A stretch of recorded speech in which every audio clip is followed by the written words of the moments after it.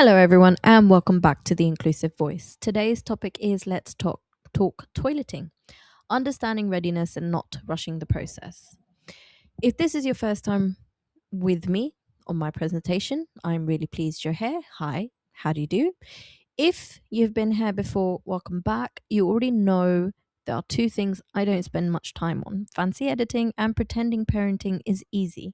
So if you're expecting dramatic music, flying graphics, someone pointing at, giant arrows on the screen every 8 seconds, because apparently our attention spans have packed their bags and left and gone for a holiday, and I don't know when they're going to be back.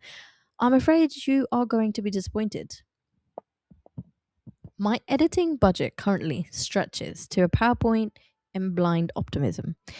That is entirely intentional because life is already overstimulating enough. Some of you are watching this with a cup of tea that's already gone cold. Some of you have paused this video because somebody just shouted mum from another room, despite being perfectly capable of walking towards you. Some of you are watching after everyone has finally gone to bed because it's the first time today the house has been quiet and silent. And some of you are probably sitting here wondering if you're ever going to get this parenting stuff right at all. I think we've created a strange culture around parenting, to be honest. Everyone has advice. Your family has advice. Social media has advice. The person behind you in Tesco somehow has advice and 2 cents. If your child is developing quickly, someone tells you to slow it down. If they're developing slowly, someone tells you to speed it up. It's almost impossible to win. The problem is that a lot of parenting advice comes from a world that doesn't actually exist. The world where appointments happen quickly, professionals always agree with one another, schools have enough funding, parents get 8 hours of sleep, children follow neat developmental timelines. Real life looks very different and messy. Real life is cancelling appointments on the last minute because your child is unwell. It's waiting months for referrals. It's trying 3 different strategies because the first 2 just made things worse. It's wondering whether you're helping your child or accidentally making everything harder. Sometimes the advice isn't wrong, it's just incomplete. It tells us what works, but not what happens when it doesn't. That's what I want these presentations to be, not another list of things you should do. You've probably I think you probably have enough people telling you what you should be doing already. Instead, I want us to understand why children do what they do. Because once you understand how the brain works and the context, the nervous system, the development, behavior, all of this starts making a lot more sense. You'll also notice there is a little megaphone appearing throughout the presentation on the top of the slides. It will be in the left or the right. It isn't there because I am going to start shouting. No, although there are moments where I may be shouting internally. The slides are your evidence and me narrating what is on the slides, and you absorbing that information. You can pause, you can screenshot, and you can come back before an appointment or after a difficult day. The megaphone is there. The megaphone is where I step away from the bullet points on the screen, and we talk about things from a psychological perspective, neuroscience, the history, and the nuance and the uncomfortable bits that don't fit neatly into a parenting leaflet, to be honest. Sometimes we'll talk about where the evidence has changed. Sometimes we'll talk about where the system still gets it wrong. Sometimes we'll talk about the reality that even the best evidence in the world doesn't magically erase waiting lists, exhaustion, or the fact that every child develops differently. Because children don't grow up inside research papers, they grow up inside real families, families who are tired, families who make mistakes, families who lose their patience and then feel guilty afterwards, families who keep turning up anyway. So, throughout this presentation, I don't want you to ask what should every child be doing. I'd like you to ask something much more useful. What might be happening underneath the behavior I am seeing? What might still need help in developing or the extra support? Because toileting isn't really about toilets. It's about the brain, the body, emotions, development, communication, relationships. And sometimes it's about recognizing that what looks very simple rarely has a simple cause. So make yourself comfortable. If you've got a cup of tea, I hope it's still warm. If it isn't, go microwave it. Let's begin. Development is not one size fits all. Developmental milestones describe typical patterns, not fixed deadlines. Every child develops differently, including neurodivergent children. Autism, ADHD, developmental disabilities, and other neurodevelopmental differences may influence how, when, and what order the skills develop. This does not mean a child cannot learn. It means learning may require a different pace, different support, and different approach. Comparison can change how we parent. It is natural to compare our children with others. You may hear, my child was toilet trained really easily. Suddenly, your thoughts begin to change. Am I starting too late? Should they be doing this already? Am I doing something wrong? Before long, decisions begin to be influenced by pressure rather than your child's individual development. The reality? Development is influenced by many interacting factors, including brain development, body awareness, communication, motor skills, sensory processing, emotional regulation, physical health, previous experiences. Every child's combination of these factors is individually unique to them. Remember, development is not about keeping up, development is about understanding the child in front of you. There is a megaphone on the left side, so I'm going to step away from the slide. Imagine if adults treated each other the way we sometimes treat children. You meet a friend for a coffee and they say, I still can't drive. Nobody replies, really? My husband passed first time at 17. Or someone tells you they've gone back to university at 45. Most of us don't say, well, my neighbor finished her degree 20 years ago. Because deep down we understand something. Adults don't all reach life at the same time. Yet, the moment children are involved, we suddenly become obsessed with deadlines. Is he walking yet? Is she talking yet? Still in nappies? My little one was toilet trained by 2. Then comes the advice, the books, the social media post, the relative who saw your child once at Christmas and somehow feels qualified to assess their entire development. Honestly, I don't know where some people get that level of confidence from. Seriously. The strange thing is that comparison usually starts long before anyone means to be hurtful. Sometimes, not always. Parents compare because they are frightened. Professionals sometimes compare because they have guidelines to follow. Schools compare because they need to identify children who might need the extra support. Social media compares because, well, it is social media. Before long, everyone is looking at the child next door instead of the child standing in front of them. Historically, developmental milestones were never truly designed for that. Researchers spent decades observing thousands of children to understand how children typically develop. The aim wasn't always to create deadlines. I mean, I'm going to say this again. The researchers and the scientists, they were all humans. Okay. Science in its own self is different to a human being a scientist and then interpreting that information out to the world, to the rest of the human beings. There will be biases in there. So let's just get that straight. Nothing is ideal. It wasn't to create perfect children. It certainly wasn't to make parents feel like they were failing. The aim was to recognize when a child might benefit from additional assessment or support. The science didn't fail us. We changed what it was being used for. Somewhere along the way, typical became normal. Then normal became expected. Then expected quietly became your child should be doing this by now. And I think that's where things became dangerous because children don't read milestone charts. Brains don't care that somebody on Facebook's, child was dry by 2. Sorry, I didn't I didn't read that properly. Brains don't care that somebody on Facebook's, yeah, you get it. Development isn't happening in isolation. As you can see on this slide, it's influenced by communication, body awareness, sensory processing, emotional regulation, motor skills, physical health, previous experiences, and for many children, neurodevelopmental differences such as autism and ADHD. Some children are developing several of those systems at the same time. Others are working incredibly hard just to develop one. And here's the part I don't think we talk about enough. Sometimes you've done everything right. You followed the advice, you've become patient, you bought the potty, you read the books, you've used the reward charts, and your child still isn't ready. Trust me, I've been there. Not because you failed, not because they've failed, because development isn't something we can force into a timetable. That's one of the hardest truths for parents to accept because we live in a world that celebrates outcomes. Nobody congratulates the child whose brain is quietly building the foundations. They celebrate the child who reaches the finish line first.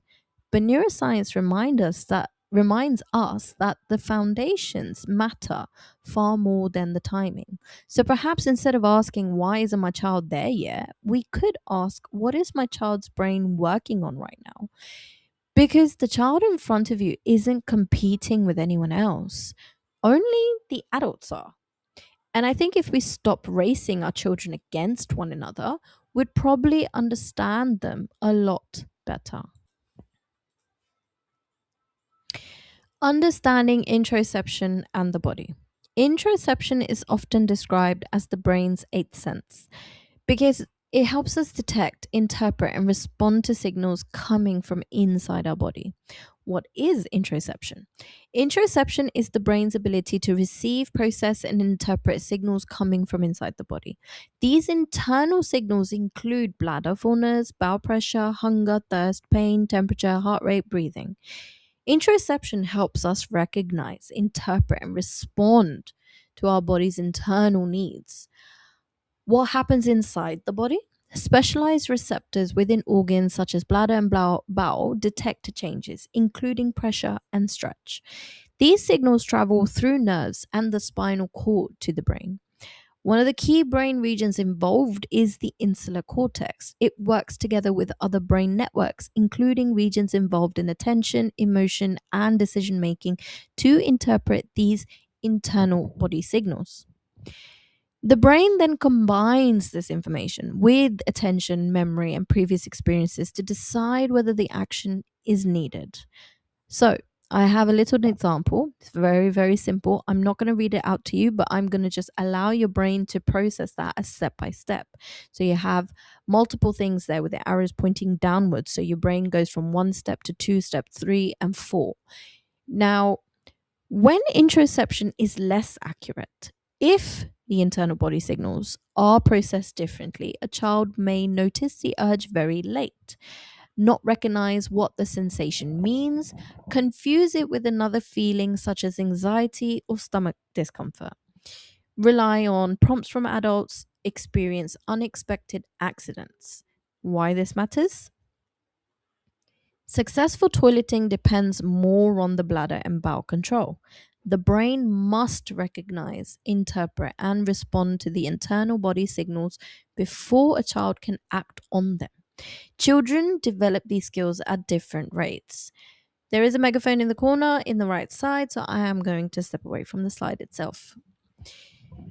Have you ever lost your phone while you were actually still holding on to it? Or spent 20 minutes looking for your glasses only to realize they were still on the top of your head the whole time. Your brain can be a little bit embarrassing sometimes. The information was there. You just didn't notice it. Now imagine something much more important than your phone. Imagine your own body trying to get your attention. That's happening every second of the day. Your heart speeds up, your stomach tells you you're hungry, your lungs change your breathing without asking your permission, your bladder slowly fills, your bowel stretches. Thousands of tiny messages are constantly traveling from your body to your brain. Thankfully, you don't have to think about any of it. If you had to consciously remember to breathe every few seconds, we'd all be in quite a bit of a trouble. This hidden communication system has a name. It is called interoception. You'll often hear it described as our eighth sense because it's how our brain notices, understands, and responds to what's happening inside our body. For years, we didn't really understand it. Doctors could see the bladder, they could see the bowel, they could see the accident. What they couldn't see was the conversation happening in between. The specialized receptors inside the bladder and bowel had already sent the message. The nerves had carried it to the brain. The brain then had to recognize it, work it out, what it meant, decide whether it was important, interrupt whatever the child was doing, and organize the body to respond. None of that was visible. So the only thing adults could judge was the behavior. They ignored it, they're being lazy, they must be doing it on purpose. And if we're being completely honest, those conversations haven't really truly disappeared. Families still hear them, sometimes from relatives, sometimes from strangers, sometimes even from professionals who are under enormous pressure or just, are biased and only see a child for 20 minutes. Science moves forward. Society usually takes a little longer. Modern neuroscience paints a completely different picture. One of the key areas involved is the insular cortex, which helps us interpret signals coming from inside the body. It works alongside networks responsible for attention, memory, emotions, and decision making. In other words, recognizing you need the toilet isn't actually one job. It's several jobs happening within a few seconds. Imagine your smoke alarm only worked once the kitchen was already full of smoke. Technically, it still works. It just works far too late to be useful. For some children, particularly many neurodivergent children, internal body signals can feel a bit like that. The message isn't always missing. Sometimes it's delayed, sometimes it's quieter, sometimes it's confused with another feeling like anxiety, excitement, or tummy pain. Sometimes it only arrives when it's already an emergency. That's why some children genuinely look shocked after an accident. Not because they ignored the signal, because from their point of view, there wasn't much signal to ignore. Here's where I think we sometimes get ourselves into trouble. If we believe every accident is a behavior problem, we reach for behavior strategies. More reminders, more reward charts, more pressure, sometimes even punishment. But if the difficulty starts with recognizing the body's message, we're trying to solve the wrong problem. And that's incredibly frustrating for everybody. The child feels misunderstood, the parent feels like they're failing. Professionals become frustrated because usual advice isn't working. Nobody is necessarily doing anything wrong. They're just trying to solve different problems, really. So perhaps the next time you hear someone say, if they needed the toilet, they'd just go. Remember this: the bladder sending the message is only the beginning. The brain still has to hear it, understand it, and know what to do with it. Sometimes that's the part that's still developing. And once we understand that, we stop asking, why didn't they listen? And start asking, what was their brain still trying to figure out? The skills needed for toileting, and this one is very, very interesting. You're going to be surprised. Toileting is not simply sit down and go. Successful toileting depends on many different skills working together. If one or more of these skills is still developing, toileting may be more challenging. A child needs to be able to recognize internal body signals, understand what those signals mean, delay emptying long enough to reach the toilet, shift attention away from their current activity, plan and coordinate the movements needed to reach and use the toilet, communicate their need in a way that works for them, verbally, non verbally, or through alternate communication. Manage clothing independently or with support. Feel physically and emotionally safe enough to relax and release. Complete toileting tasks such as wiping, flushing, and hand washing. These skills do not always develop at the same time or in the same order. Sensory processing differences, communication needs, anxiety, constipation, stool withholding, medical conditions, and previous experiences can all influence how toileting develops. According to Eric, the Children's Bowel and Bladder Charity, successful toileting depends on the development and the coordination of more than 40 different physical, cognitive, communication, and emotional skills. That's a lot. So when someone says they should be doing this by now, remember they are usually looking at the outcome. not the many skills developing underneath. You do not have to wait for every skill to be perfect before beginning toileting. Toileting is learned gradually as these skills continue to develop. This is not about forcing a child to perform, it is about supporting the skills that make toileting possible. There is a megaphone in the corner of this slide on the right hand side, so I'm going to step away from the slide. Have you ever watched someone do something so effortlessly? I don't know what happened with my words there. So effortlessly that you thought, well, that doesn't look very difficult. Then you try it yourself. And 15 minutes later, you're questioning every life choice that brought you to that moment. I've had that with flat pack furniture. The instructions always say assembly takes approximately 20 minutes. 20 minutes for who exactly? The person who designed it? I mean, because by the time I found the right screwdriver, lost two screws, and somehow attached the shelf upside down, I'm emotionally invested in setting the whole thing on fire, or throwing it outside from the balcony.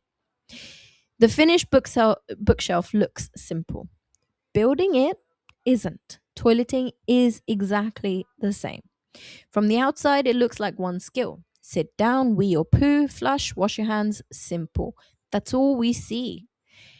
But that's because we're only looking at the finished bookshelf and what's in front of us. According to Eric, successful toileting relies on the development and coordination of more than 40 physical, cognitive, communication, and emotional skills. 40, not four, not 10, more than 40. Once you know that, something interesting happens. The question stops being why aren't they using the toilet and becomes which part of the process is still developing. Because before a child even reaches the bathroom, an extraordinary amount has already happened. Their bladder has sent the signal, their brain has recognized it, they've interpreted what that feeling means, decided it needs acting on, stopped what they were doing, shifted their attention, planned what comes next, walked to the toilet, and managed their clothes. Relax the muscles needed to empty their bladder or bowel. And that's before we even mention sensory processing, communication, anxiety, motor planning, or previous painful experiences like constipation. Historically, we didn't know any of this, honestly. Adults saw the outcomes. The child either had an accident or they didn't go. Medicine understood the bladder far better than it understood the brain. Psychology was still developing. Neuroscience hadn't even mapped many of the brain networks involved in attention, planning, interoception, and emotional regulation. So behavior became the explanation. It was the only explanation people had, even today, though many families are still living with those old ideas. They're just lazy. They're not old enough now. Just keep sitting them on the toilet. Take the nappy away. They'll have no choice. Sometimes that advice appears to work, sometimes it doesn't. And that's because children aren't all struggling with the same thing. One child may recognize they need the toilet but can't disengage from the game they're playing. Another may desperately want to use the toilet but panic because the last bowel movement was painful. Another may not recognize the body's message until it's already too late. They all arrive at the same outcome, but for completely different reasons. That's where I think we sometimes get ourselves into trouble. We often treat every child with the same strategy because the outcome looks the same. But neuroscience reminds us that the same behavior can have completely different causes. And if we misunderstand the cause, we often choose the wrong solution. Sometimes we add more pressure when what the child really needed was more support. Sometimes we focus on the toilet when the difficulty started long before they even reached the bathroom. So perhaps the next time someone says they're just not trying, pause for a moment because nobody can see these 40 skills developing. They only see the accident, the nappy, the outcome. The child is living the process. Everyone else is just judging the result. And I think that's one of the biggest shifts modern neuroscience has given us. The question is no longer why aren't they doing it? It's which part of the journey can't we see yet? Recognizing developing toileting readiness. Very long title. I know. I should have shifted this one. There is no single age or perfect moment to begin learning toileting. Children develop toileting skills at different rates. Readiness is based on developing abilities rather than age alone. Awareness of body signals. A child may begin to notice when they are passing urine or stool, recognize a wet or soiled nappy, show awareness before, during, or after needing the toilet. Recognizing bladder and bowel sensations is an important step towards toileting. Bladder and bowel development. A child may begin to remain dry for increasing periods during the day, develop more predictable bowel habits, begin recognizing when they need to go. These changes suggest developing bladder and bowel awareness. Physical skills. A child may begin to sit on a toilet or a potty and get off safely, help manage clothing, participate in wiping, flushing, and hand washing, show interest in copying toileting routines. Toileting involves many physical and practical skills developing together. Behavioral cues. Some children may pause during play, become quiet or hide, hold themselves, squat or cross their legs, go to a particular place before passing stool. These behaviors may suggest they are becoming aware of bladder and bowel sensations. Remember, ERIC guidance highlights that not every child will show every sign. Some children may show very few signs at all. Toileting develops gradually over time. Toileting readiness is not about waiting for perfection. It is about recognizing, developing skills, and supporting them as they continue to grow. There is a megaphone on the left side, so I will step away from the slide. I sometimes wonder who invented the phrase, you'll know when they're ready. Like, really?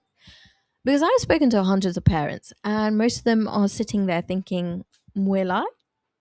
It would certainly make life easier if children did come with a little instruction manual. So on page 47, toileting readiness, Tuesday, 14th of April, approximately 10:15 a.m., please have some pants ready.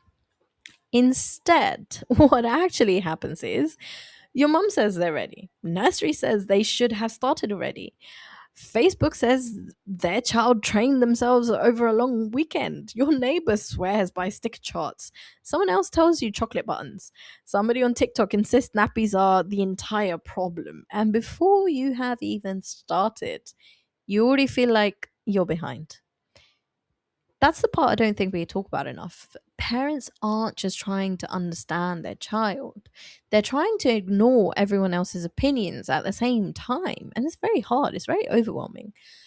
Historically, toileting readiness became heavily linked to age, not because scientists believed every child developed identically. Not scientists, I would say science. They didn't.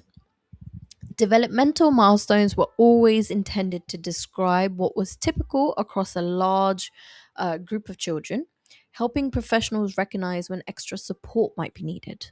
The problem is what happened afterwards. Somewhere along the line, typical became expected, expected became should, and should has probably made more parents question themselves than almost any other word in child development. Modern neuroscience paints a much more complicated picture. There isn't a switch inside the brain labeled ready for toilet. There are lots of different systems gradually maturing together: body awareness, interoception, communication, attention, motor planning, emotional regulation, sensory processing, physical health, each one developing on its own timeline. That's why this slide doesn't give you the one magical sign. It gives you a pattern: staying dry for longer, pausing during play, noticing a wet nappy, showing interest in the bathroom, helping with clothes. None of those guarantee success. They're simply clues that different pieces of the puzzle are beginning to fit together. Now, here's the bit I think we often miss. Science describes development, life interprets it. A child might be becoming ready, then gets constipated, starts nursery, moves house, a new baby arrives, parents separate. They're waiting 18 months for an assessment, or they're expected to be toilet trained before they'll even be expected into a setting. None of those things appear on a milestone chart. but they absolutely affect development. That's why I struggle when people compare children, because they're usually comparing the outcome without knowing anything about the journey. One child has grandparents helping every day. Another one has an exhausted parent trying to juggle work, appointments, and three other children. One child has immediate access to occupational therapy. Another one has been sitting on a waiting list for over a year. The science might be the same. Life rarely is. I also find it quite funny that adults expect children to become experts at listening to their bodies when most of us ignore ours every single day. I'll just answer this email. One more episode. I'll go after I've made a coffee. Then suddenly you're sprinting upstairs, wondering whether you've made some very poor decisions. The difference is our brain recognized the signal. We chose to ignore it. Some children are still learning to recognize it in the first place. So perhaps readiness isn't really the right question. Instead of asking, is my child ready? Maybe ask, what is my child's brain learning next? Because readiness isn't a finish line, it's a process. And processes don't care how old the calendar says your child is. They care whether the brain has had enough time and enough support to get there. Withholding, missed signs, and medical risk. Toileting difficulties are not simply behavioral. Successful toileting depends on healthy communication between the bladder, bowel, nervous system, and brain. If body signals are missed, misunderstood, or ignored for long periods, medical complications can develop. When body signals are missed, children may not recognize the urge to use the toilet, recognize the urge too late, confuse bladder or bowel sensations with pain, anxiety, or general discomfort. Continue playing until an accident occurs. These difficulties are more common in children with differences in interoception, sensory processing, or neurodevelopment. When toileting is repeatedly delayed, repeated withholding may contribute to constipation, stretching of the bowel, reducing sensation over the time, bladder dysfunction, UTIs, which is urinary tract infections, increased pain and anxiety around toileting.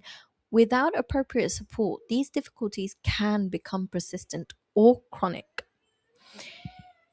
Occupational therapy and continence perspectives. Occupational therapists recognize that successful toileting depends on skills including interoception, sensory processing, motor planning, sequencing, and emotional regulation. Continence services also emphasize the importance of consistent routines, early intervention, and identifying the underlying cause of toileting difficulties. Remember, repeated accidents or withholding should not automatically be viewed as refusal, defiance, or poor behavior. There may be a sign that a child needs medical assessment, therapeutic support, or additional understanding. There is a megaphone in the corner, so it's on the right side. So I will step away from the slide for a little bit. You know what fascinates me?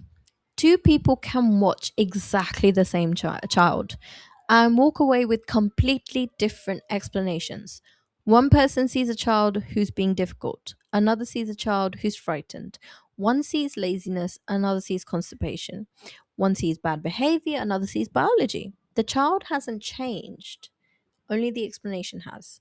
And unfortunately, the explanation matters because if we misunderstand the reason, we usually choose the wrong solution. For years, families have been told things like they'll go when they're ready. They're just holding it for attention. Take the nappy away. They'll have no choice. Sometimes that advice appears to work. Sometimes it makes everything much, much worse. That's because not every child is withholding for the same reason. Modern neuroscience and continence medicine have taught us something incredibly important. The body and the brain are constantly talking to each other. Your bladder doesn't simply fill up and magically make you walk inside to the toilet. Specialized receptors detect pressure. Signals travel through nerves from the spinal cord to the brain. The brain interprets those signals, again, interoception, compares them with previous experiences, decides whether they're important, and then plans what to do next. It's an astonishing system when it works, but life isn't always that straightforward. Imagine the last time you had food poisoning or kidney infection or constipation so painful you dreaded opening your bowels. Now imagine someone telling you stop making a fast, just go. You'd probably think they're mad. Yet children hear versions of that every single day. Here's where the cycle often begins. A child becomes constipated. Passing stool hurts. The brain remembers the pain. The next signal from the bowel arrives. And instead of thinking, I need the toilet, the brain thinks last time was very painful. So the child tightens, withholds, and because they're trying to be not because, sorry, I didn't mention that. Not because they're trying to be difficult, but because their nervous system is trying to protect them. The cruel irony is that protection creates another problem. The stool stays in the bowel longer, more water is absorbed, it becomes larger and harder. The bowel gradually stretches, the warning signals become weaker. This is an actual fact. Eventually, some children genuinely stop feeling when they need to go until it's too late. That's not bad behavior, that's physiology. Now, here's the uncomfortable part. Families can spend months, sometimes years, being given behavior strategies for what is actually a medical problem. Reward charts, consequences, pressure, even shame. Meanwhile, the constipation continues getting worse underneath it all. The accident was never the problem, it was the symptom.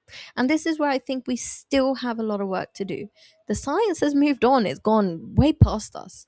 Not everyone has moved with it.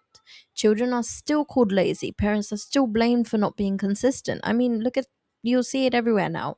Families are still made to feel they've somehow failed, sometimes by strangers, professionals, people they love. That's why I want you to become curious before becoming certain. If a child suddenly starts withholding, ask why. If accidents increase, ask why. If they only use one toilet, ask why. Behavior tells us something happened. It doesn't automatically tell us what, because sometimes what looks like defiance is fear. Sometimes what looks like avoidance is pain. Sometimes what looks like stubbornness is a nervous system doing exactly what it's evolved to do, protect the body.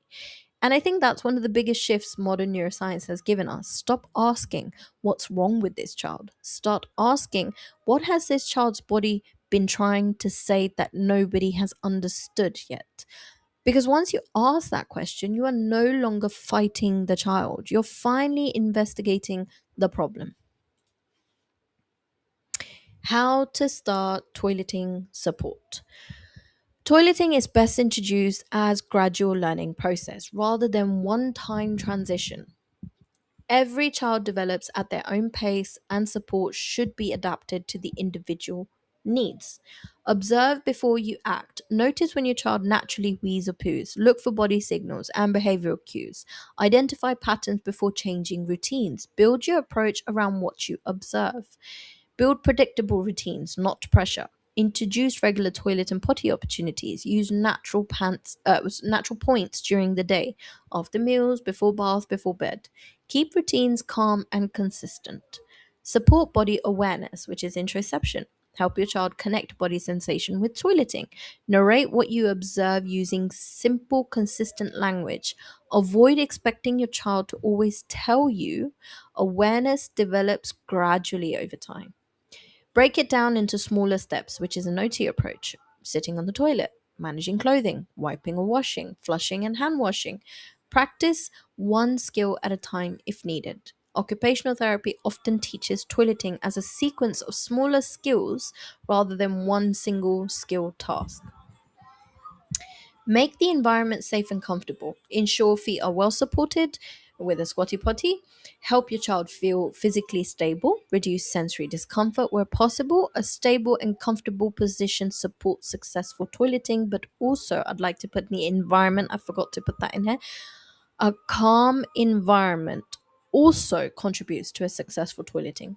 Remember, Eric guidance highlights that do not rush or force the process. Do not expect every skill at once. Celebrate progress rather than expecting perfection. Start with support. Build the skills, the outcome will eventually follow. There is a megaphone in the left side, so I'll step away from the slide. I think this is usually the point where somebody is thinking, this is all very interesting, but what am I actually supposed to do when my child has just weed on the floor for the third time today? Fair enough. Because understanding neuroscience is wonderful until you're trying to remember whether you packed spare clothes, someone is crying because you've cut their toast into triangles instead of rectangles, and you've just realized you forgot to buy the toilet roll. Science has to work in laboratories, parents have to work in real life. They're not always the same thing. One of the biggest misconceptions about toileting is that there's a moment where you simply decide, right, today's the day. The nappies disappear, the new pants come out, everyone claps. 3 days later, you've got a toilet trained child. Sometimes that genuinely does happen. Most of the time, no, it doesn't happen. And when it doesn't, parents often think they have failed. The reality is, the brain doesn't learn complex skills because we made a decision on a Tuesday morning. It learns through repetition, predictability, feeling safe, hundreds of opportunities to practice. Occupational therapists often describe toileting as a sequence of smaller skills rather than one enormous skill. When you look at it that way, it suddenly becomes much less overwhelming, honestly. Perhaps today your child only practices sitting on the toilet. Tomorrow they pull their trousers down. Another day they flush. Another day they wash their hands. It might not look like progress to anyone, but the brain doesn't care what looks impressive. Honestly, it doesn't. It cares what it gets repeated. Now, here's where I think real life deserves a mention. Not every family has an hour every day to patiently practice. Some parents are working, some are caring for more than one child, some are trying to get to hospital appointments, some are literally surviving on very little sleep, some are autistic themselves and finding the routine just as overwhelming. Some families don't even have professionals agreeing with each other. That's reality, which means good advice has to be flexible enough to fit real families, not just ideal ones. One of the simplest pieces of advice on this slide is probably the most powerful one. Observe before you change anything. We spend so much time asking, what should I do? Sometimes the better question is, what is my child already telling me? Do they always hide before opening their bowels? Do accidents happen at roughly the same time every day? Do they avoid one particular bathroom? Do they become distressed after they've been constipated? Patterns often teach us far more than schedules ever will. That's why I'm not a huge fan of rigid routines that ignore the child. A routine should support development, not replace it. In yes, routines matter, 100%, I agree. Children's brains generally learn better through predictability, but predictability isn't the same as pressure. There's a huge difference. One says, let's try again after breakfast because that's usually when your body tells us it's ready. The other says, you are sitting here until something happens. Only one of those supports learning. The other often supports anxiety, and anxiety is a terrible teacher. So, if there's one thing I'd love you to remember from this slide, it's this: don't try to build a toilet trained child. Build the skills, build body awareness, build confidence, build safety, build trust. Because once those foundations are there, using the toilet often becomes the natural outcome rather than the battle. Sometimes the biggest progress isn't the child who finally wheezes in the toilet. Sometimes it's the child who sat on it without being frightened for the very first time. Those little moments don't usually make it into parenting books, but they're often the moments that change everything. Knowing when to pause. I think everyone gets scared with this one. Toileting should never be pushed if a child is becoming distressed or struggling to cope. Guidance from Eric and NHS Continence Services supports pausing, reassessing, and adapting the approach when difficulties arise. Signs it may be time to pause. A child may have more accidents after starting, become distressed, anxious, or fearful, refuse to sit on the toilet or potty, begin withholding urine or stool, regress after illness, significant change or disruption to the routine. What this may be telling you it does not automatically mean the approach has failed. It may mean the child is not yet ready for the next step. Body awareness and internal signals are still developing. The pace is moving too quickly. Pain, constipation, sensory processing, or emotional factors need to be addressed. What to do instead? Return to the previous successful stage if needed. Maintain familiar routines without pressure. Continue supporting body awareness and confidence. Observe patterns and identify possible causes. Seek professional advice if difficulties persist or you are concerned. Remember, pausing is not giving up. It allows the child's brain, body, and nervous system time to continue developing. Eric guidance highlights that forcing toileting during periods of distress may increase anxiety, withholding behaviors, and longer term toileting difficulties. Sometimes the best progress comes from knowing when to pause. There is a megaphone in the corner on the left side. I will step away from the slide. Have you ever noticed that adults seem to think perseverance solves absolutely everything? Push through, keep going, don't stop now, never give up. It's brilliant advice until it actually doesn't work. If you've ever been to the gym, you'll know the difference between sore muscles and an actual injury. One gets better by carrying on, the other gets worse. The difficult part is knowing which one is which. Parenting is exactly the same.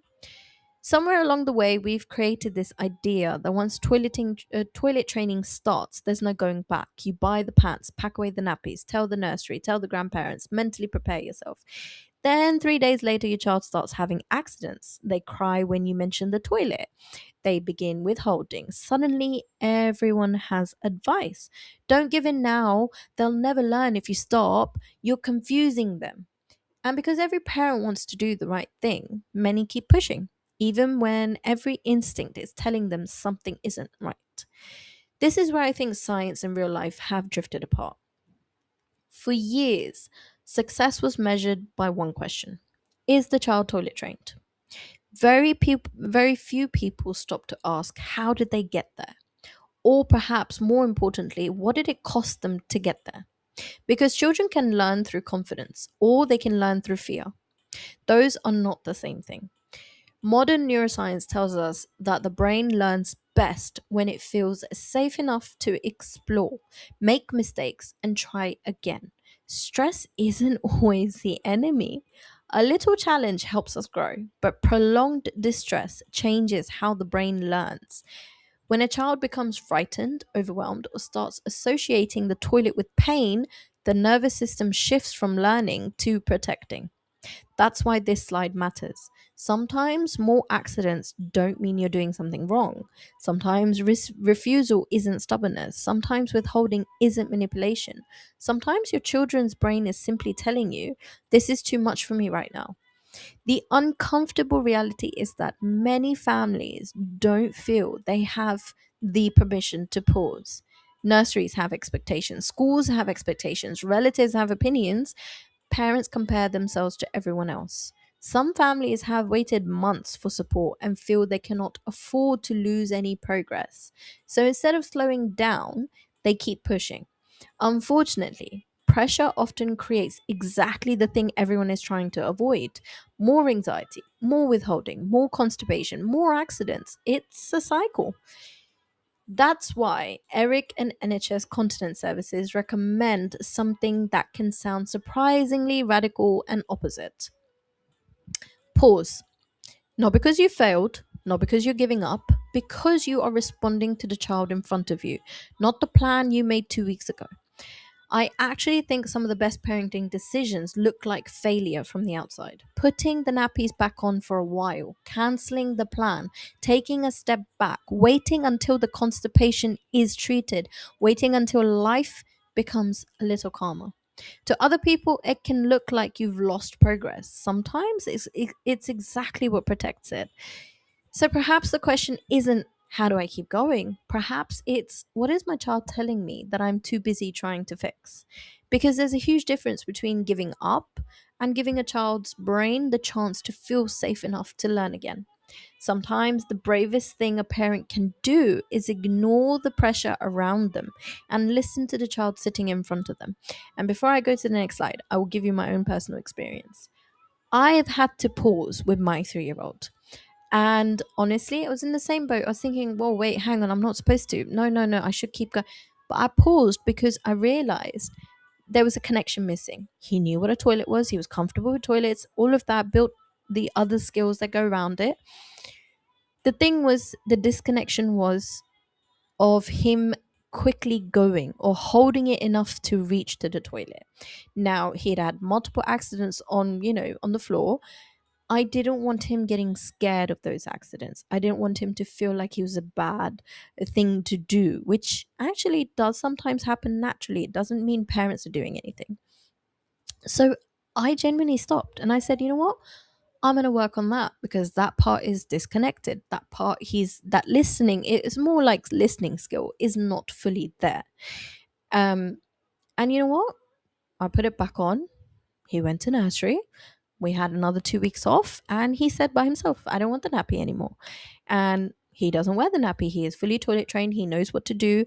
We do have accidents sometimes, but it's far less. And he's confident. He's very, very confident.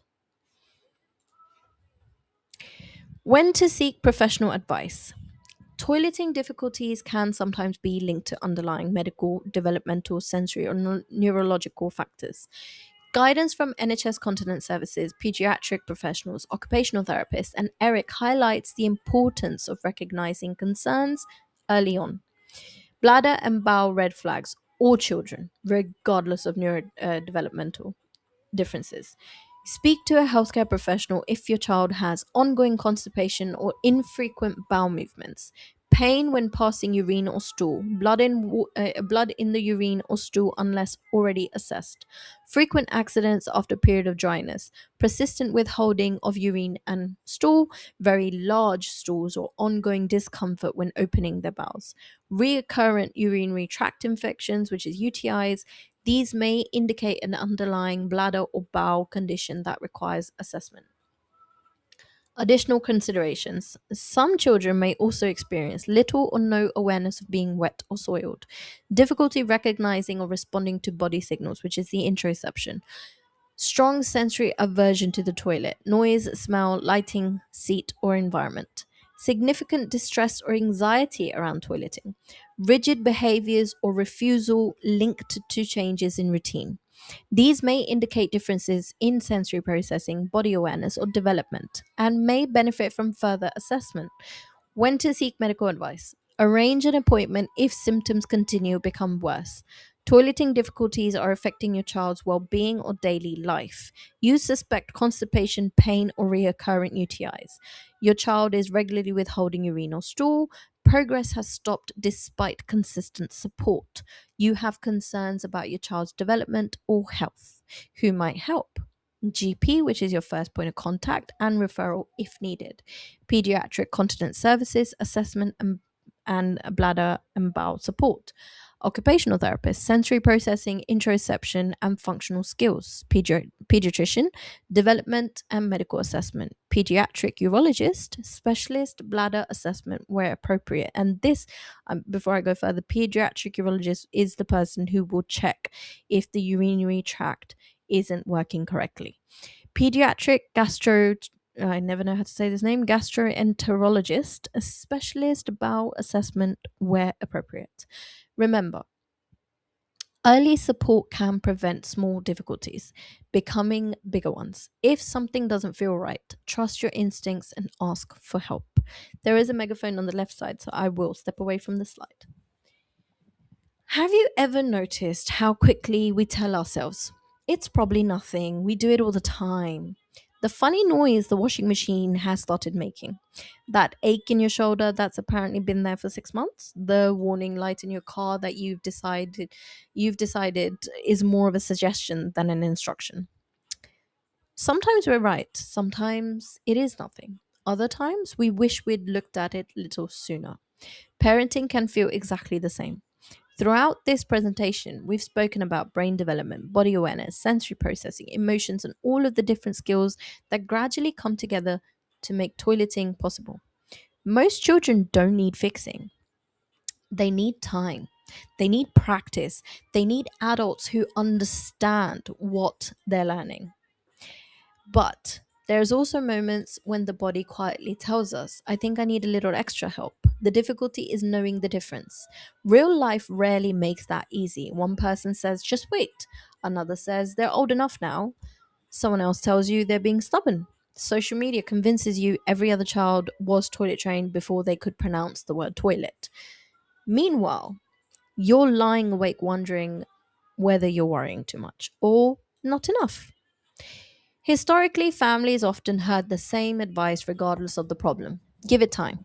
Sometimes that was exactly what a child needed, but children living with constipation, bladder difficulties, sensory differences, or underlying medical conditions were also being told to wait. By the time some families finally reached the right professional, a small difficulty had sometimes become a much bigger one. Thankfully, our understanding has changed. Today, we know that toileting isn't simply a developmental milestone, it also is a health issue. If something doesn't seem to fit the picture, curiosity is often far more helpful than assumptions. Persistent constipation, pain when weeing or opening their bowels, repeated urinary tract infections, ongoing withholding, blood in urine or stool, or the child who suddenly stops making progress despite calm, consistent support. None of those automatically mean something serious is wrong, but they are a child's way of saying, please don't ignore this. I also think it's important to say something that doesn't always get spoken about. Professionals are incredibly knowledgeable, but they're also human. Parents are also human. Appointments are short, waiting lists can be long. Children don't always behave the same way in a clinic as they do at home. Sometimes the first explanation turns out to be the right one, sometimes it doesn't. That's why good healthcare should never be about parents versus professionals. It should be a partnership. A pediatrician may spend half an hour with your child. You've watched them grow for years. You notice the tiny changes. You know the routines. You know what is normal for your child. Both perspectives matter. Neither replaces the other. One of the biggest lessons I've learned is that parents often notice something is different long before they understand why it's different. The instinct isn't a diagnosis, but it is valuable information. So if something keeps telling you this doesn't feel right, ask the question. If you're reassured, wonderful. If something has been missed, you've helped your child receive support sooner. Either outcome is a good outcome because asking for help isn't a sign you failed. It is recognizing that raising children has never been something one person was meant to do alone. Sometimes the most powerful sentence a parent can say is, I don't know what's causing this yet, but I'm going to keep on asking until we understand it. Because early support isn't only about protecting a child's bladder or bowel, sometimes it's protecting their confidence, their dignity, and the way they come to understand their own body for the rest of their life. Sensory and environmental factors. Toileting is not only a physical skill, it also is a sensory, emotional, and neurological experience. Occupational therapy, neuroscience, and autism informed research recognize that differences in sensory processing can significantly affect toileting. The environment matters. Some children may be affected by loud flushing sounds, echoes in the bathroom, bright or flickering lights, strong smells, cold toilet seats, feeling physically unstable while sitting, unfamiliar or changing environments. The body matters too. Some children may experience difficulty recognizing internal body signals, interoception, discomfort when passing urine or stool, sensitivity to touch, temperature, or positioning, feeling unsafe or unable to relax. What this can look like: a child may avoid the toilet, become distressed when asked to sit, withhold urine or stool, only use one particular toilet, need familiar routines before they feel safe enough to go. What often helps is provide good foot support and stability, reduce unnecessary noise where possible, keep routines calm and predictable, prepare the child for flushing if it is distressing, adapt the environment to meet the child's sensory needs. Remember, children do not all experience the world through the same senses. Sometimes changing the environment changes the outcome. There is a megaphone in the left side, so I will step away from the slide. Have you ever borrowed someone else's glasses? For a few seconds, you think, these can't be right. Everything feels blurry. Your eyes start working overtime. Then another person puts them on and says, they're perfect, same glasses, completely different experience. Or perhaps you've walked into a room and immediately noticed a strong smell, while everyone else looks at you as if though you completely made it up. It's funny, really. We accept that adults experience the world differently every single day. Some people can't concentrate if there's music playing. Others need music to concentrate. Some people love fireworks. Others spend the whole display wishing it, would hurry up and end. Nobody argues about which experience is the correct one. We simply accept that different brains experience the same world differently. Yet when a child reacts differently to a toilet, suddenly everyone wants an explanation. Why won't they sit? Why are they making such a fuss? It's only a toilet. The reality is, for some children, it isn't. Historically, toileting was viewed mostly as a physical skill. If a child refused to sit on a toilet, adults naturally focused on what they could see: the refusal, the tears, the running away. The behavior became the explanation because science couldn't yet explain everything happening underneath it. Science could, humans couldn't. Today, occupational therapy, neuroscience, and autism research have completely changed that conversation. We now understand that toileting isn't just about bladder or bowel. It's also about how the brain experiences the environment. Every second, your brain is filtering thousands of pieces of information: the lighting, the temperature, the smell, the echo, the feeling of your feet touching the floor, the position of your body. Without that filtering, everyday life would be exhausting. For some children, particularly many neurodivergent children, that filtering system works differently. It isn't that they're overreacting, it isn't that they're trying to be difficult. Their brain is simply giving more importance to sensations that another person's brain has quietly pushed into the background. Now, think about a public toilet for a moment. Bright fluorescent lights, cold seats, echoes, hand dryers that sound like a jet engine preparing for takeoff, honestly. The smell of cleaning chemicals, your feet dangling because the toilet is too high, people walking in and out. For many adults, that's mildly annoying, no? For another child, it can feel overwhelming before they even sat down. This is where real life can become incredibly difficult for families. One child happily uses a toilet at home, but refuses every public toilet. Another will only use one specific bathroom. Another becomes distressed every time someone flushes. To the outside world, it can look stubbornness. To the child, their nervous system may simply be saying, this doesn't feel safe.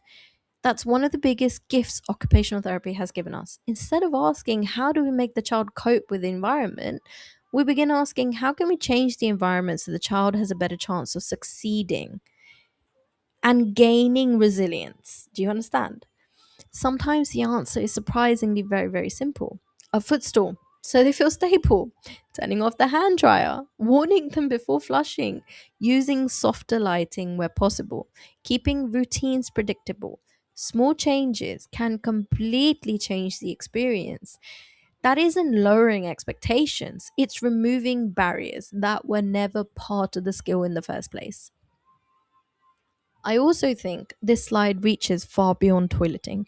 Every day we meet people whose experience of the world is completely different from our own. The challenge is we can only ever see behavior. We can't see what another person's nervous system is experiencing. So perhaps next time a child refuses to walk into a bathroom, instead of asking, why are they making this so difficult? Perhaps ask, what might this environment feel like through their senses? Because once we become curious about their experience, rather than frustrated by their behavior, we stop trying to change the child and start changing the barriers around them. And sometimes that's the change that makes all the difference. Language, pressure, and emotional impact. Toileting is not only a physical skill, it is also influenced by emotional safety, relationships, communication, and previous experience. Research from developmental psychology, neuroscience, NHS continence guidance, and Eric highlights that stress, pressure, and shame can interfere with learning and toileting. Language that increases stress. Children may experience increased anxiety when they repeatedly hear, "You're too old for nappies. Just go to the toilet. Why didn't you tell me? Stop being lazy. You're making a mess." When language creates fear or shame, children may become more anxious, avoid toileting, or begin withholding urine and stool. What happens in the brain and the body? When a child feels pressured or threatened, the nervous system becomes more alert. Muscles throughout the body become more tense. The bladder and bowel become less able to relax normally. Learning becomes more difficult because the brain prioritizes coping with stress. Emotional regulation supports physical regulation. Supportive language that helps. Instead of focusing on the accident, support the learning process. Your body is still learning. We'll work it out together. You're safe. Let's try again next time. Thank you for telling me. Calm, predictable communication helps children feel emotionally safe while developing new skills. Remember, children learn best when they feel safe, not ashamed. Reducing pressure does not lower expectations, it creates the conditions the brain needs for learning. There is a megaphone in the left side, so I will step away. Have you ever had one of those days where absolutely everything seems determined to test your patience? You wake up late, the kettle takes forever, you finally make a cup of tea, then discover you've left it on the kitchen counter for a third time. Your phone battery is hanging on to life with 1%. Somebody's emails saying, "Can we have a quick chat?" Which, let's be honest, has never once sounded relaxing. Then somebody smiles at you and says, "Just calm down." It's amazing how two perfectly ordinary words can suddenly become the least helpful thing you've heard all day. The words really weren't the problem. Your nervous system was already full. Children aren't any different. One of the biggest misconceptions about toileting is that it's only something the bladder and the bowel are involved in. It genuinely isn't. It's also influenced by relationships, previous experience, emotions, and the way people respond when things don't go to plan. Real life makes this incredibly difficult. Most parents don't wake up thinking, "Today I'd like to accidentally shame my child." Well, this is an ideal world sentence, but let's just leave it there. They wake up after another broken night's sleep. They're trying to get everyone dressed. They're already late for nursery. The washing machine is full of clothes that now need washing again because someone forgot to press start. Someone has just weed through their trousers for the third time this week. When a grandparent quietly says, "Well, you were all toilet trained by two," pressure doesn't only affect children, it affects parents too. Historically, childhood was often viewed through a very different lens. If a child struggled, adults usually believed the answer was firmer discipline, greater consistency, or stronger consequences and discipline. The focus was changing behavior. Very few people asked what the child might actually be experiencing. That wasn't because parents loved their children less, well, debatable, but again, ideal world. It was because neuroscience hadn't yet shown us how closely emotions, relationships, and learning are connected. Today, we understand something much bigger. Before a child really processes our words, their brain is already processing us, our voice, our face, our body language, whether we're calm, we're frustrated, we're worried, or overwhelmed. Long before they fully understand the sentence, their nervous system is quietly asking, "Am I safe?" If the answer is yes, the brain has much better chance of learning.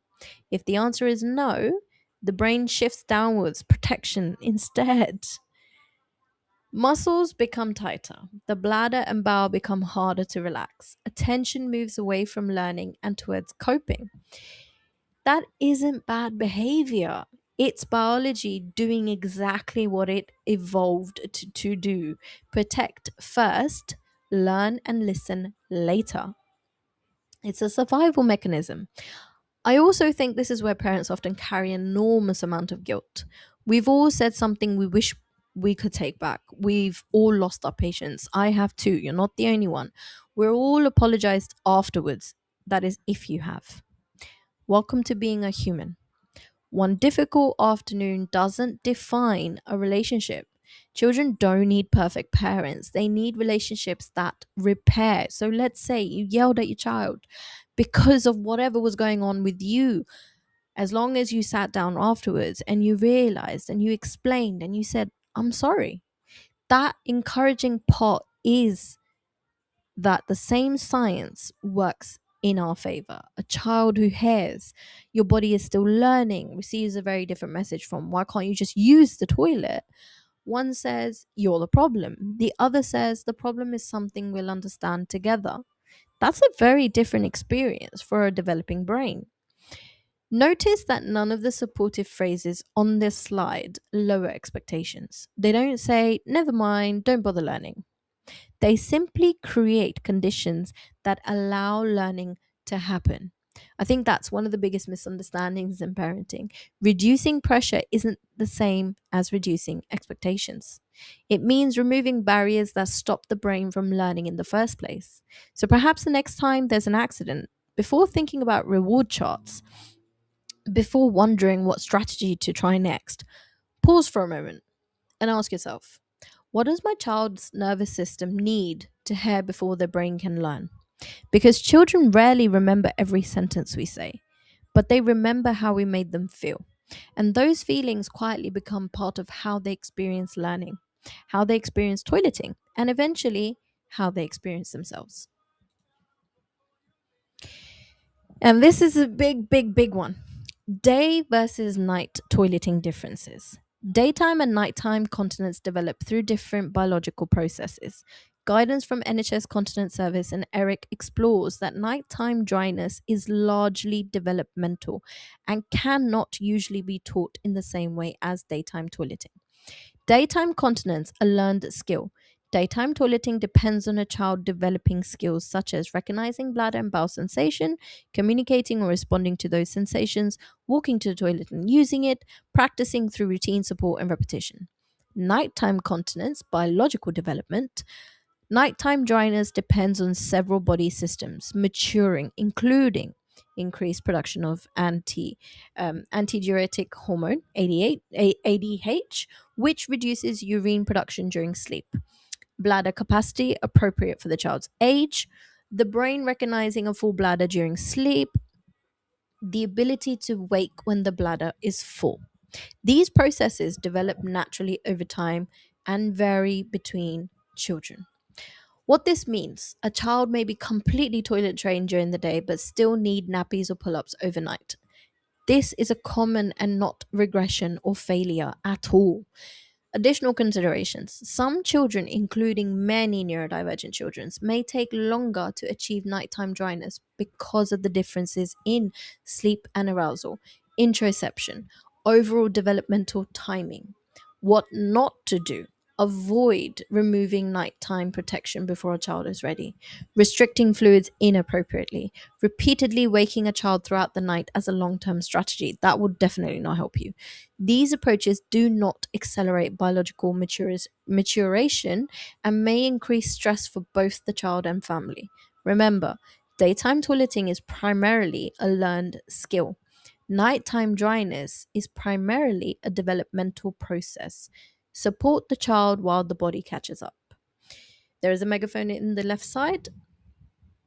Have you ever noticed that children seem to have selective hearing, even when they're asleep? Yep. You can spend 20 minutes gently whispering, sweetheart, it's time to wake up. Nothing. You can carry them to the toilet. Nothing. But quietly open a packet of crisps downstairs, and somehow they're standing right next to you saying, can I have one? I'm not saying children have superpowers, but I'm not ruling it out either. Jokes aside, nighttime toileting is probably one of the most misunderstood parts of child development. Most of us naturally assume that if a child is mastered during the day, nighttime should simply be the next step. Same bladder, same child, same toilet. It sounds perfectly logical. Except our bodies don't always work logically. Historically, bedwetting was often misunderstood. Children were sometimes described as lazy, careless, or old enough to know better. Some were punished, some were embarrassed, some simply learnt that mornings began with disappointment. Not because families, well, debatable, not because families didn't love them, but because biology wasn't fully understood. When we don't understand why something happens, it's very easy to assume someone is choosing it. Today, we know something very different. Daytime toileting and nighttime dryness are related, but then they aren't the same process. Daytime continence is largely a learned skill. Children gradually learn to recognize body signals, interpret what they mean, stop what they're doing, reach the toilet, and respond before it's too late. Nighttime dryness depends much more on biology. While your child is asleep, your body is doing an extraordinary amount of work without them even knowing. Their brain has to stay asleep while also being ready to wake if the bladder becomes too full. Their bladder needs enough capacity to last through the night. Their body gradually increases production of antidiuretic. I never know how to say this word, but I'm going to attempt it. It's a tongue twister. Antidiuretic hormone, or ADH, which helps reduce urine production while they sleep.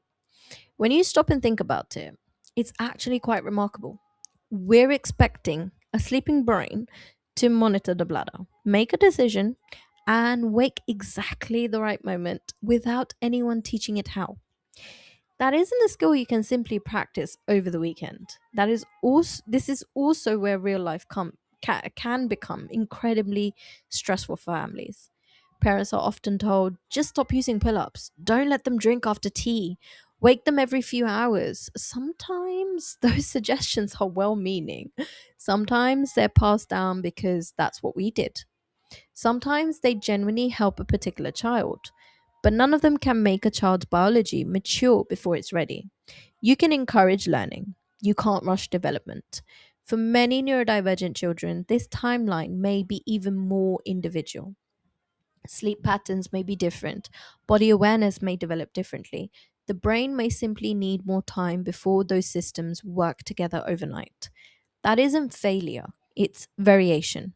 I also think this slide teaches us something much bigger than bedwetting. As humans, we're uncomfortable with waiting. When something takes longer than we expect, we often look for someone to blame: the parent, the child, the routine. Sometimes the real answer is much less dramatic. Sometimes the body is still developing. So if your child confidently uses the toilet all day but still needs a pull up at night, please don't see that as a mixed messages. My 3-year-old still needs pull ups at nights, okay? One part of their development has arrived, another part is still catching up. That doesn't mean the first achievement counts any less. Children don't collect skills in perfect order, they build them one piece at a time. And perhaps that's one of the biggest lessons in child development. Not everything can be taught. Some things can only be supported, while biology quietly does its job in the background. Regression and why it happens. Progress is not always a straight line. Regression during toilet training is a common in a child develop. Sorry, let me say that sentence again. I completely didn't say it properly. Regression during toilet training is common in a child development. NHS Continence Guidance and Eric explains that learning toileting involves the brain, nervous system, body, emotions, and environment. As these continue to develop, temporary setbacks can occur. What is regression? Regression means a child temporarily loses consistency in a skill they were beginning to develop. It does not usually mean the skill has disappeared, it often means something has interrupted the learning process. Why can regression happen? Regression may occur because of the following: illness or constipation, urinary tract infection, UTIs, changes in routine or environment, emotional stress or anxiety, sensory overload, developmental changes or major life events. Even positive changes such as holiday or starting school or even can temporarily affect toileting. What is happening in the brain and body? Successful toileting depends on Recognizing internal body signals, interoception, the brain interpreting those signals accurately, a calm nervous system, attention and emotional regulation. When stress increases, these systems may temporarily become less efficient, making accidents or withholding more likely. Neurodevelopmental considerations. Some neurodivergent children may experience regression more often or for longer because changes in routine, sensory processing, emotional regulation, and interoception can have a greater impact on accessing previously learnt skills. And this happens predominantly around puberty.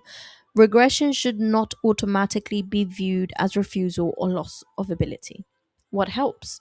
Returning to predictable routines, reducing pressure, managing constipation or illness, supporting emotional regulation, and rebuilding confidence are recommended before expecting progress to continue. Children often regain skills once the underlying cause has been addressed. Remember, regression is a normal part of many children's development. It is usually a sign to become curious about what has changed rather than assuming the child has chosen to stop learning. There is a megaphone in the left side, so I'm going to step away from the screen. Have you ever finally got your house looking exactly how you wanted? Only for someone to walk in wearing muddy shoes, or perhaps you've spent 20 minutes tidying the lounge, turned around, and wondered how it now looks worse than when you started. Sometimes progress feels like that. You can spend weeks building something and 5 minutes wondering where it all disappeared. Parenting has a habit of feeling exactly the same. One week your child is confidently using the toilet. You're quietly thinking, I think we're finally getting there. You stop carrying spare clothes everywhere. You begin imagining what you'll do with the pile of nappies taking over the cupboard. Then they start having accidents again. They refuse to sit on the toilet. They begin withholding, or they suddenly seem completely unaware they need to go. For many families, that's the moment of self doubt that begins. Have I pushed too quickly? Have I left it too late? Have we lost everything we worked so hard for? And honestly, it is very overwhelming and stressful. I completely understand. The difficult part is that the world often doesn't help. Someone says, well, they were doing it before. Another says, don't let them go backwards, as though children are machines that should never make a mistake once they have learned something, right? Historically, regression was often majorly misunderstood. Adults saw a child lose a skill and naturally assume the child had chosen to stop using it. The behavior became the explanation because it was the only part anyone could actually physically see. Today, neuroscience tells us a much more interesting story. Skills don't exist on their own. Every skill depends on lots of different systems working together or exactly at the right time. Body awareness, attention, emotional regulation, movement, memory, a calm nervous system. If one of those systems suddenly has to work much harder, the skill itself can become harder to reach. Notice I didn't say the skill has disappeared. I said it's harder to reach. Think about trying to find something on your computer. You know the document exists. You've saved it yesterday, but for some reason today you can't find it anywhere. The file hasn't vanished. Accessing it has become the problem. Regression can work in a surprisingly similar way. The brain hasn't necessarily forgotten, something has simply made it more difficult to use a skill that was already developing or developed. Real life gives the brain plenty of reasons to do that. A tummy bug, constipation, urinary tract infection, starting nursery, moving house, parents separating, a new baby, school holidays, even exciting things like birthdays, Christmas, or going on holidays. We often think only difficult experiences affect development. The nervous system doesn't really separate excitement from stress. Both require energy to process. For many neurodivergent children, particularly autistic, these periods may happen more often because of routines, sensory processing, interoception, and emotional regulation are all working together in slightly different ways. This isn't the child going backwards, it is the brain prioritizing something else for a while.